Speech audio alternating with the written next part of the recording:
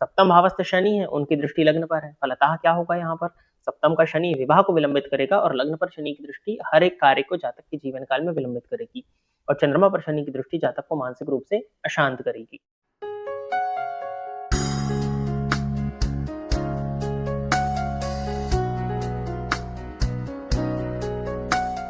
नमस्कार, स्वागत है आपका प्रोफेशनल एस्ट्रोलॉजी पर। मैं यशराज तिवारी आज आप सभी के सम्मुख उपस्थित हुआ हूं आप सभी दर्शकों की जन्म कुंडली का निःशुल्क अध्ययन करने के लिए। निःशुल्क जन्म कुंडली अध्ययन की सीरीज में आज तक 239 प्रोग्राम्स बन चुके हैं और इस सीरीज का जो आज का प्रोग्राम होने वाला है वो 240वें नंबर का कार्यक्रम होने वाला है। साथ ही साथ इस सीरीज में आज तक 1127 लोगों की जन्म कुंडली का अध्ययन निःशुल्क रूप से किया जा चुका है और आज के इस कार्यक्रम की जो पहली जन्म कुंडली होगी वो 1128वें नंबर की जन्म कुंडली होने वाली है। यदि आप इस कार्यक्रम को देखते हैं और इस कार्यक्रम के माध्यम से आपका कुछ भी लाभ होता है तो आप इस वीडियो को लाइक करें, साथ ही साथ इस चैनल को सब्सक्राइब करें ताकि इन फ्यूचर जो भी कंटेंट मेरे द्वारा इस चैनल पर अपलोड किया जाता है उसका नोटिफिकेशन आपको मिलता रहे। यदि इस कार्यक्रम के माध्यम से आपका कुछ भी लाभ होता है तो आप इस वीडियो को ज्यादा से ज्यादा लोगों के साथ में शेयर करें ताकि और भी लोगों का लाभ हो और उसका माध्यम आप सभी दर्शक बने। यदि आप भी अपनी जन्म कुंडली का अध्ययन मेरे द्वारा निःशुल्क रूप से कराना चाहते हैं तो आप अपनी बर्थ डिटेल्स जैसे कि आप अपना नाम, अपने जन्म की तिथि, अपने जन्म का समय और अपने जन्म का स्थान, ये चारों ही चीजें किसी भी एक स्पेसिफिक प्रश्न के साथ में इस वीडियो के कमेंट सेक्शन में दे दीजिए। आपकी डिटेल्स को देने के 1 से 1.5 महीने के बाद में आपकी जन्म कुंडली का अध्ययन मेरे द्वारा निःशुल्क रूप से ठीक इसी प्रकार से यूट्यूब पर वीडियो बना करके किया जाएगा। अपनी डिटेल्स को देने के बाद में उसको एक बार क्रॉस चेक कर लीजिएगा कि आपकी बर्थ डिटेल्स एकदम परफेक्ट है, आपकी जो भी परेशानी है उसको आपने प्रॉपरली एक्सप्लेन किया हुआ है और एक स्पेसिफिक प्रश्न ही आप कमेंट सेक्शन में दें ताकि आपके प्रश्न का चुनाव हो सके। यदि आप जानना चाहते हैं कि आपका आने वाला वर्ष कैसा होने वाला है तो उस विषय में भी हमारे चैनल पर वीडियोस आने वाले हैं। आप चैनल को सब्सक्राइब करके रखेंगे तो आपको नोटिफिकेशंस देखने में मिल जाएंगे। अब हम बिना विलंब किए अपने आज के इस कार्यक्रम की शुरुआत करते हैं और आज के इस कार्यक्रम की जो पहली जन्म कुंडली है ये नूतन जी की है। इनके डेट ऑफ बर्थ है 26 मार्च 1994 और जन्म का समय बताया हुआ है शाम के 6:02 और जन्म स्थान है वेस्ट बंगाल, दुर्गापुर।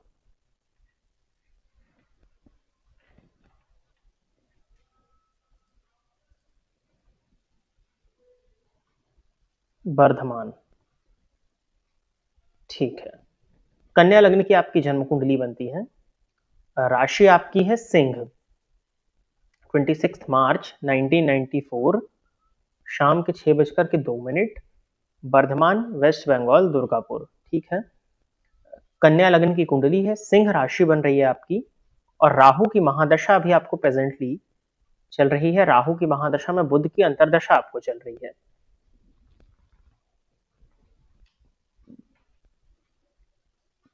ठीक है, और प्रत्यंतर दशा भी राहु की है। कहीं ना कहीं मानसिक अशांति, मानसिक परेशानी आपको चल रही होगी। उसके पीछे एक कारण और ये भी बनता है कि आपकी चंद्र राशि से जो शनि है वो अष्टम भाव में गोचर कर रहे हैं तो ये शनि के ढैया के रूप में देखा जाएगा। और सिंह राशि यानी कि वर्तमान समय में सिंह राशि पर केतु का गोचर हो रहा है, यानी कि आपके चंद्रमा पर केतु का गोचर हो रहा है। तो आपको शनि का ढैया है, ऊपर से लग्न में केतु का गोचर हो रहा है चंद्र लग्न से, तो कहीं ना कहीं मानसिक अशांति और ऊपर से राहु की महादशा चल रही है तो मानसिक अशांति, परेशानियां आपको इस समय पर देखने में मिल रही होंगी। इन्होंने पूछा है कि मेरी मैरिज लाइफ कब अच्छी होगी। 2 मार्च 2025 को मैरिज हुई है पर मैरिज लाइफ बहुत खराब चल रही है। मैं 8th मंथ प्रेग्नेंट थी एंड हस्बैंड बीटन मी। अच्छा, तो डोमेस्टिक वायलेंस वाली चीज है। 2 मार्च 2025 में आपकी शादी हुई है। देखते हैं उस समय।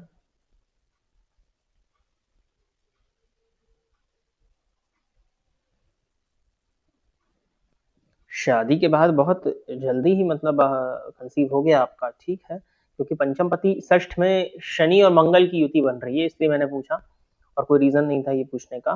राहु में, बुध में, शुक्र में आपका विवाह हुआ है और शुक्र सप्तम भाव में उच्च राशि में बैठे हैं आपकी कुंडली में। देखिए, सप्तम भाव का स्वामी शुभ ग्रह है, मैंने पहले भी बहुत पहले शायद एक वीडियो में बताया था, कहीं तो बताया, मेरे को याद है कि सप्तम भाव का मालिक यदि शुभ ग्रह हो और जाकर के वो द्वितीय भाव में बैठ जाए तो कहीं ना कहीं दाम्पत्य जीवन में परेशानी या जीवन साथी के स्वास्थ्य में परेशानियों को प्रदर्शित करता है। अब आपकी कुंडली में, कन्या लग्न की कुंडली में योग कारक ग्रह शुक्र बनते हैं जाकर के सप्तम भाव में उच्च राशि में बैठ करके वर्गोत्तमी हुए हैं, तो दाम्पत्य का सुख तो मिलना चाहिए था। लेकिन सप्तम भाव में सूर्य बैठे हैं जाकर के, अब सूर्य जिस भी भाव में होंगे उस भाव को जलाने का काम करेंगे, एक नेगेटिव पॉइंट हुआ। कन्या लग्न के जातकों के लिए सूर्य 12वें भाव के मालिक होते हैं। अब नेचुरली देखिए, सूर्य का स्वभाव है विच्छेदात्मक, सूर्य विच्छेदात्मक प्लैनेट है। राहु और शनि जितना नहीं है, लेकिन थर्ड नंबर पर इन्हीं का नंबर आता है विच्छेदात्मकता के पॉइंट ऑफ व्यू से। तो सूर्य विच्छेदात्मक प्लैनेट है, पृथकता कराने वाला ग्रह माना जाता है। ऊपर से आपकी कुंडली में वो 12वें घर का मालिक है, और 12वां भाव ही पृथकता का होता है, जो दूरी का, व्यय का, किसी भी चीज को दूर कर देना आपसे। तो वो 12वें भाव का स्वामी, तो यहाँ पर सूर्य को ज्यादा दोष लगा, क्योंकि वो नेचुरली पृथकता के कारक बन जाते हैं, और आपकी कुंडली में एक पृथकता के भाव के स्वामी भी बनते हैं। तो इन भावों का स्वामी सूर्य जाकर के सप्तम भाव में बैठा, और बली भी है सूर्य आपका, ठीक है। ऊपर से उत्तरा भाद्रपद नक्षत्र में जाकर के बैठे हैं, जो कि शनि का नक्षत्र है। तो सूर्य का अपने शत्रु शनि के नक्षत्र में जाना बहुत ज्यादा फेवरेबल तो नहीं माना जाएगा। और तो और ये सूर्य नवमांश कुंडली में जाकर के नीच राशि में बैठ के शनि की दृष्टि से दृष्ट हो गए। फलतः सप्तम भावस्थ सूर्य ही पूरी तरह से आपकी कुंडली में आपके दाम्पत्य जीवन में परेशानियों का कारण बन रहा है। ऊपर से सप्तम भावस्थ सूर्य पर नीच के राहु की 5वीं दृष्टि पड़ रही है। राहु नीच के कहाँ होते हैं? मंगल के घर में। ऊपर से सूर्य एक उग्र प्लैनेट सप्तम भाव में बैठा ही हुआ है, तो इस पर राहु की दृष्टि पड़ जाने के चलते कहीं ना कहीं डोमेस्टिक वायलेंस की स्थिति बन रही है। और नवमांश कुंडली में देखा जाए तो सप्तम का स्वामी मंगल 12वें में बैठ करके सप्तम को देख रहा है, और राहु की दृष्टि भी वहां है। तो मंगल और राहु की संयुक्त दृष्टि आपकी नवमांश कुंडली के सप्तम भाव में है, ये भी कहीं ना कहीं डोमेस्टिक वायलेंस की स्थिति को प्रदर्शित करता है। अब देखिए, यहाँ तो मैं सीधा-सीधा ये बोल सकता हूँ कि राहु की महादशा में आपका विवाह हुआ है, और राहु भी आपकी कुंडली में नीच राशि में, भाव के दृष्टिकोण से तो तीसरा घर अच्छा है, लेकिन नीच राशि में जाकर के बैठे हैं। चलित कुंडली में भी वो वहीं का फल दे रहे हैं, परंतु राहु की दशा में विवाह हुआ है, सप्तम भावस्थ सूर्य है, सप्तम पति द्वितीय में वक्री हो गए हैं। सप्तमेश का वक्री होना बहुत फेवरेबल नहीं माना जाता, ये भी दाम्पत्य में परेशानियों को प्रदर्शित करता है। और नीच राशि से राहु पर शनि की दृष्टि पड़ रही है, और शनि आपकी कुंडली में षडबल में सबसे ज्यादा अधिक बली है। तो ओवरऑल इतनी चीजों को बताने का मतलब ये हुआ कि कहीं ना कहीं दुख का कारक कुंडली में शनि बली हो रहा है, राहु की दशा में विवाह हुआ है, और ये बात भी श्योर है कि आपका विवाह प्रॉपरली कुंडली मिलान करके नहीं हुआ है। इस वजह से आपके दाम्पत्य जीवन में परेशानियां आ रही हैं। और मुझे बिल्कुल नहीं समझ में आ रहा कि शादी, आपने बताया कि मार्च 2025 में आपकी शादी हुई है, आप 8th मंथ प्रेग्नेंट थे और तब आपको हस्बैंड ने मारा, फिर आपने डिटेल्स दी होंगी, तो नवंबर में तो 8 महीने होते हैं, तुरंत ही मतलब कंसीव हो गया, ये थोड़ा सा नहीं समझ में आ रहा है। पंचमेश के पास बल है तो हो भी सकता है। ठीक है, अब बात होती है कि मैरिड लाइफ को ठीक करने के लिए क्या किया जाए। तो देखिए, यहाँ दो चीजें हैं, या तो मैं आपको कुछ बेसिक रेमेडीज बता दूं, आप उनको करो, बट उनका रिजल्ट कब तक मिलेगा, क्योंकि कुछ विशेष उपाय बताने के लिए मेरे को आपके साथ साथ आपके पति की भी जन्म कुंडली देखनी होगी, दोनों की कुंडली को मिला के देखना होगा, तब मैं कुछ आपको विशेष उपाय बता पाऊंगा। तो वो कुंडली अभी मेरे पास में नहीं है। फिर भी आप एक काम करिए, बुधवार का व्रत करिए, ठीक है, एक चीज तो ये है। और बुधवार के दिन आप पक्षियों को कुछ खाने को दीजिए। दूसरा उपाय हो गया, गणेश जी की आराधना करिए, गणेश जी का मंत्र गंग गणपतये नमः, इस मंत्र का नित्य 3 माला जाप करिए। एक लाजवर्त बनवा करके लेफ्ट हैंड की मिडिल फिंगर में शनिवार के दिन आप धारण करिए। शुक्रवार के साथ में देवी मंदिर में जाकर के दर्शन करिए, स्पेशली माँ महागौरी के मंदिर में अपने पति के साथ जा सके तो साथ में जाकर के, अन्यथा वो ना जाए तो फिर अकेले ही जाकर के सफेद कनेर का पुष्प देवी माँ को अर्पित करिए। इन उपायों को करने से कुछ हद तक यदि भगवान ने चाहा तो दाम्पत्य जीवन में सुधार आ सकता है, क्योंकि समय अभी आपका फेवरेबल नहीं है, और राहु में केतु आने वाले हैं अभी तो, और वो केतु भी सूर्य के नक्षत्र में है, वो भी नीच राशि में, तो कहीं ना कहीं परेशानी बढ़ेगी यहाँ पर। तो एक बार अपने पति की कुंडली भी दिखा दीजिएगा। यदि आप कराना चाहें तो आप इस वीडियो में जो नंबर दिए हैं उस पर व्हाट्सअप करके, अन्यथा भेज दीजिएगा, जैसा भी होता है। तो मिलान करके इसके लिए हम कुछ और उपाय देख सकते हैं। अब शादी भी जो आपकी हुई है वो थोड़ा सा लेट हो गई है ना, क्योंकि गुरु की वजह से स्थिति थी, लेकिन अभी आप इन उपायों को करिए। दाम्पत्य का सुख काफी हद तक आपकी कुंडली में तो मुझे कमजोर ही दिख रहा है, पति की कुंडली को मिला करके देखना होगा, उसमें भी स्थिति बहुत ठीक नहीं होगी, नहीं तो ये चीजें नहीं होती। मतलब आप सोचो ना, मार्च 25 में ही शादी हुई है, और उसी साल, मतलब शुरुआत में तो कहते हैं ना शादी में बहुत एक वो कनेक्शन रहता है, बहुत प्यार उमड़ता है शुरू में, तो यहाँ तो शुरू में ही नहीं दिखता, तो कुछ ना कुछ दिक्कतें हैं। एक बार उनकी कुंडली भी दिखा दीजिएगा। आगे बढ़ जाते हैं, अगली जन्म कुंडली जो है, ये नाम है कांता राठी। कांता जी आप तैयार रहें, आपकी जन्म कुंडली में ले रहा हूँ। डेट ऑफ बर्थ दिया है इन्होंने 7 जून 1995, और जन्म का समय है दोपहर के 12:50। जन्म स्थान है नागपुर।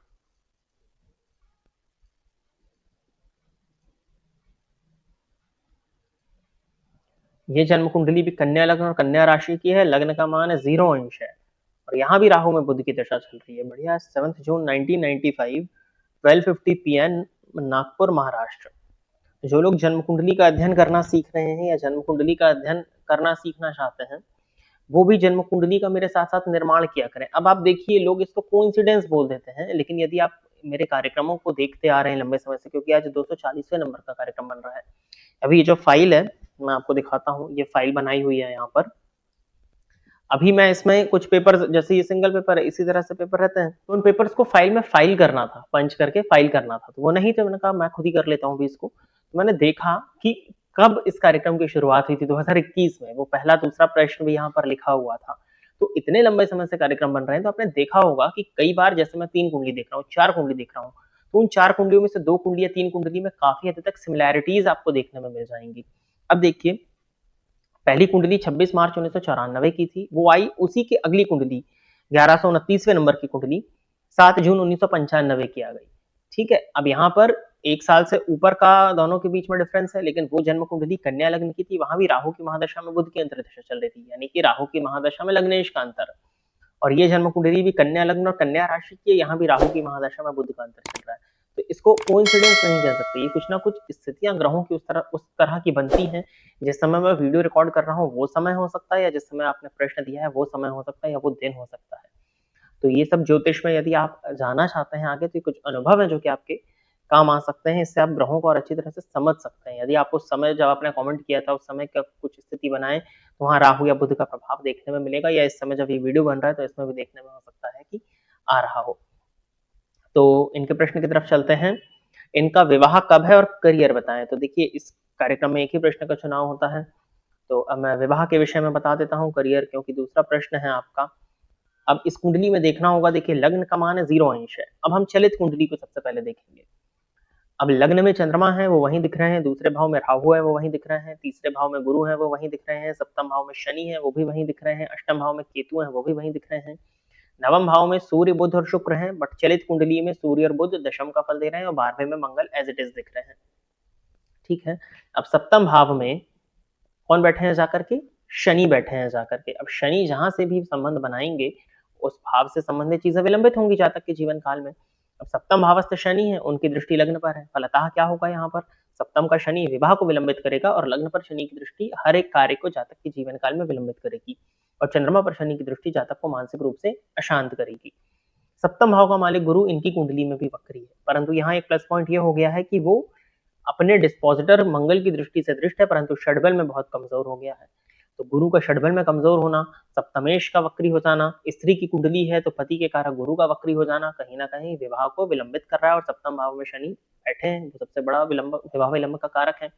लेकिन सप्तमेश ही गुरु है और उनकी दृष्टि सप्तम पर पड़ रही है, 15 अंश पर है, फलतः विवाह के योग बनते हैं। गुरु वर्ग उत्तम भी है कुंडली में। लेकिन नवमांश कुंडली एक अलग ही कहानी को कह रही है। जन्मांक में सप्तम भाव से शनि पर मंगल की दृष्टि का पड़ना, ये विवाह विच्छेद की सूचनाओं को प्रदर्शित कर रहा है। यदि विवाह हो जाता है तो कहीं ना कहीं दिक्कत होगी। विवाह होने के योग है क्योंकि गुरु की दृष्टि है, लेकिन यदि विवाह हो जाता है तो बहुत परेशानियां हैं दाम्पत्य में। अब नवमांश में सप्तम भाव में 4 ग्रह बैठे हैं, शनि, मंगल, सूर्य और केतु। अब जो लोग ज्योतिष से जुड़े हैं वो तुरंत एक लाइन में कह देंगे कि दाम्पत्य की शुरुआत ही बहुत मुश्किल है। ऊपर से राहु की महादशा में विवाह होना है, क्योंकि राहु में केतु की अंतर्दशा, राहु में बुध चल रहे हैं, राहु में केतु आने वाले हैं।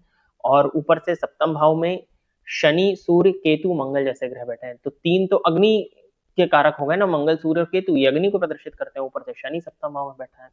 लग्न में शुक्र राहु की युति हो रही है, फलतः विवाह बहुत परेशानी है। विवाह हो जाए तो भी, और होने में पहले तो परेशानी है, और हो जाए तो चलाने में परेशानी है। अब क्या करना चाहिए? देखिए, सबसे पहले तो विवाह के योगों की यदि हम बात करते हैं, तो अभी कन्या राशि है और गुरु का गोचर अभी चल रहा है कर्क राशि में, लेकिन वो वापस आएंगे जून के बाद में योग बनेंगे, बट तब राहु में केतु की अंतर्दशा होगी। तो मेरे हिसाब से तो अभी राहु में शुक्र आने का इंतजार करें, मार्च 27 का। राहु में शुक्र में विवाह के योगों के विषय में हम विचार करेंगे। राहु में शुक्र में विवाह के योग बनते हैं, 3 साल का वो समय होगा, लेकिन बकायदा कुंडली का मिलान करके विवाह होना चाहिए, नहीं तो मैरिड लाइफ तो मतलब बहुत डिस्टर्ब दिख रही है यहाँ पर। तो मार्च 27 के बाद में विवाह के योग बनते हैं, बकायदा कुंडली का मिलान करके विवाह करें। पार्टनर जो है वो साउथ या नॉर्थ ईस्ट, कुछ हद तक अंतरजातीय विवाह या साउथ या नॉर्थ ईस्ट डायरेक्शन से शादी का रिश्ता मिल सकता है, तो यहाँ पे प्रयास करें। गुरुवार का उपवास करें, विवाह का संकल्प लेकर के। गुरुवार के दिन स्नान के जल में चुटकी हल्दी डाल करके स्नान करिए। इन कुछ उपायों को करिए। आगे बढ़ते हैं। अगली जन्म कुंडली जो है, इन्होंने अपना नाम नहीं दिया है, लेकिन आईडी है lady legal field in India. अब आपको नाम देना चाहिए, लेकिन अब आपकी कुंडली आ गई है तो मैं ले रहा हूँ, क्योंकि अब क्यों कार्यक्रम आखिरी है, अब तो इसको खराब नहीं करते हैं, इसको ले लेते हैं। लेकिन अब आगे से कुंडली अगर आप दे रहे हो तो अपना नाम, मैं हमेशा कहता हूँ अपने नाम के साथ में अपने एक स्पेसिफिक प्रश्न को दे दीजिए, तो नाम आपको देना अत्यंत आवश्यक है। 20 फरवरी 1984 का इनका जन्म है और जन्म का समय दिया हुआ है सुबह के 5:20 5:20 AM, पटना बिहार।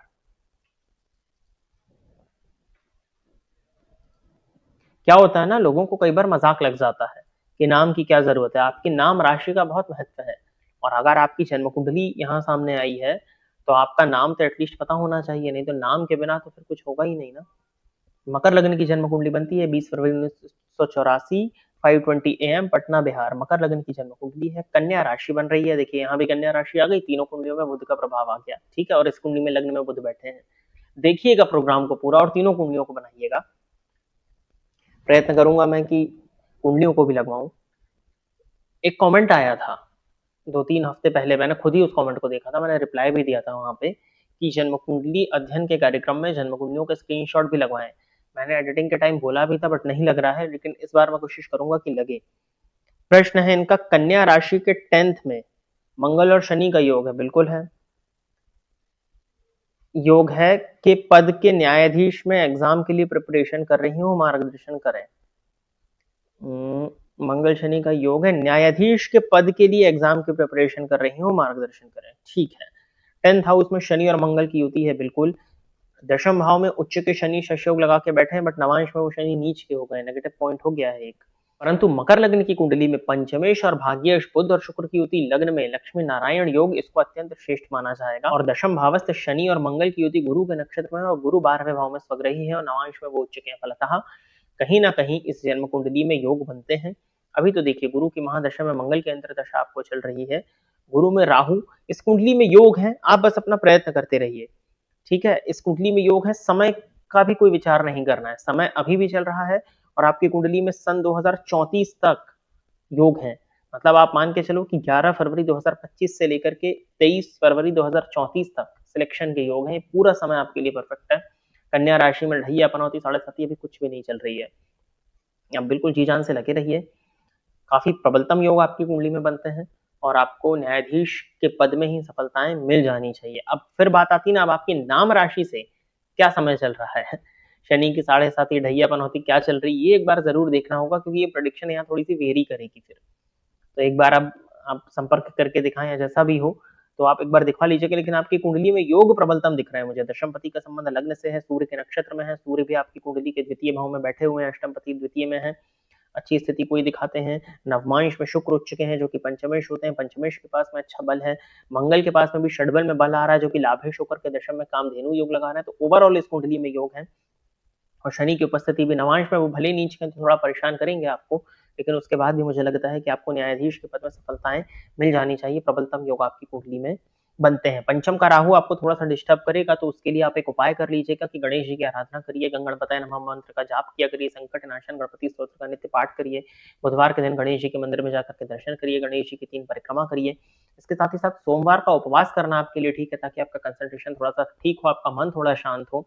और सोमवार के दिन शिव जी के मंदिर में जाकर के शिव जी का यदि आप अभिषेक करते हैं, तो इन उपायों को करना आपके लिए मैं काफी फेवरेबल देखता हूं। तो प्रिय दर्शकों, इतनी ही जन्म कुंडलियों का अध्ययन करने के लिए आज मैं आप सभी के सम्मुख उपस्थित हुआ था। आशा करता हूं कि जितने भी लोगों की जन्म कुंडलियों का अध्ययन मेरे द्वारा इस निःशुल्क जन्म कुंडली अध्ययन के कार्यक्रम के माध्यम से किया गया, वो सभी लोग संतुष्ट होंगे। यदि आप इस कार्यक्रम को देखते हैं और इस कार्यक्रम के माध्यम से आपका कुछ भी लाभ होता है, तो इस वीडियो को लाइक करें, साथ ही साथ इस चैनल को सब्सक्राइब करें, ताकि इन फ्यूचर जो भी कंटेंट मेरे द्वारा इस चैनल पर अपलोड किया जाता है उसका नोटिफिकेशन आपको मिलता रहे। यदि इस कार्यक्रम के माध्यम से आपका कुछ भी लाभ होता है, तो आप इस वीडियो को ज्यादा से ज्यादा लोगों के साथ में शेयर करें, ताकि और भी लोगों का लाभ और उसका माध्यम आप सभी दर्शक बने। यदि आप भी अपनी जन्म कुंडली को इस कार्यक्रम में सम्मिलित कराना चाहते हैं, तो आप अपनी बर्थ डिटेल्स जैसे कि आप अपना नाम, अपने जन्म की तिथि, अपने जन्म का समय और अपने जन्म का स्थान, ये चारों ही चीज़ें किसी भी एक स्पेसिफिक प्रश्न के साथ में इस वीडियो के कमेंट सेक्शन में दे दीजिए। आज के इस कार्यक्रम में बस इतना ही रखते हैं। नमस्कार।